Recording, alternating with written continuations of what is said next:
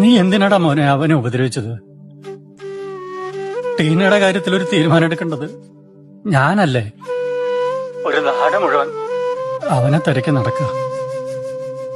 ഇനി നീ എത്രയ്ക്ക് ഉപദ്രവിച്ചാലും അവന് നിന്നോടുള്ള സ്നേഹം ഒരു തരി പോലും കുറയില്ല കേട്ടാ. അവൻ നമ്മുടെ ഗണപതിയുടെ മോനല്ലടാ. അവൻ അത്രയ്ക്ക് നല്ലനാ. ആരാധികേ മഞ്ഞുതിരും വഴിയരികെ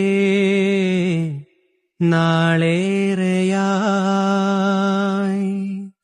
കാത്തുനിന്നു മിഴി നിറയെ. നീ എങ്ങു പോകിലും അകലേക്കുമായാലും